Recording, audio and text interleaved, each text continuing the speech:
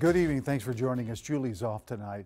Within the last couple of hours, we've learned a lot of new information regarding the deadly shooting of a woman by a Minneapolis police officer. Lindsay Sievert just got out of a news conference where for the first time we heard directly from Minneapolis police. But first, a lot of details on the shooting itself released by the BCA.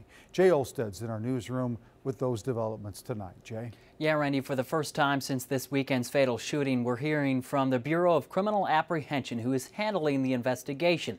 In a preliminary statement tonight, the BCA says Officer Mohammed Noor, who shot Justine Damon, has refused to be interviewed. That's not unusual at all. I wouldn't talk if I were him either. But former officer and national use of force expert Professor Philip Stinson says some of the details provided by the BCA tonight do raise a lot of questions. Let's start from the beginning. Officer Noor's partner, Matthew Harity, provided a statement to the BCA today. Investigators say Harity and Noor responded to a 911 call from Damon, who reported a possible assault near her home Saturday night. The BCA says Harity was driving, Noor in the passenger seat, and the squad lights were off. When they got close to the scene, the BCA indicates Harity, quote, was startled by a loud sound near the squad. Immediately after, they say Damon approached the driver's side window of the squad car. Harity told investigators Noor fired his weapon, quote, through the open driver's side window. Shooting over his partner who's sitting in the driver's seat is highly unusual. He could have easily killed the other police officer sitting next to him. A cell phone was found near Damon, but no weapons were recovered, and the body cameras were only turned on after the shooting. Yet Stinson cautions people not to jump to conclusions. We know enough of the facts to know that this needs to be looked at very, very closely.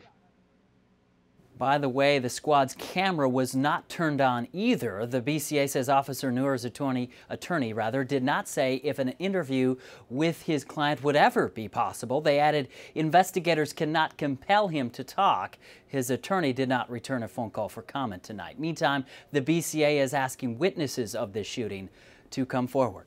Randy. All right, thank you, Jay. Tonight we are hearing from Minneapolis police and the mayor about the shooting. Lindsay Sievert's in downtown Minneapolis, where a news conference wrapped up in the past couple of hours. Lindsay?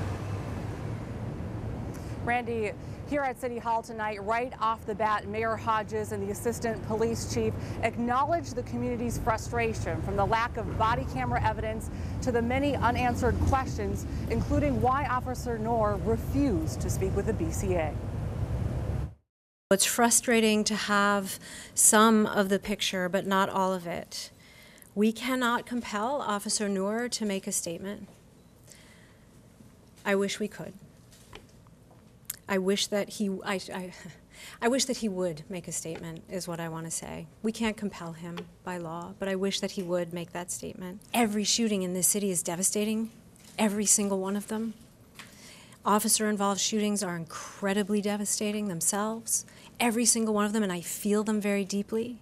But I learned lessons that I was taught by the community. I listened to what people asked from me, and I am doing my best to provide that in this situation. We certainly understand the past historical trauma that our communities have dealt with, and also current historical community trauma. We've also understood the role that policing, and certainly the Minneapolis Police Department, at times during that history has played. Now, the assistant chief went on to say that as a result of past officer-involved shootings, MPD has enhanced the body camera program. They have mandated that supervisors have more training, but he said they are still 8 months out from rolling out the body cameras citywide. Another question that came up tonight, where is Chief Harteau? He would simply say that she had pre-planned personal leave and could not be here tonight or for this incident. And one last note on Justine. Her public memorial will move from the place she died to the place she loved at the Lake Harriet Spiritual Community Center. Randy. Oh, thank you, Lindsay. In Australia, where Damon is originally from, dozens joined for an oceanside vigil in Sydney. The gathering, organized by family, included a moment of silence and many people tossing roses into the water.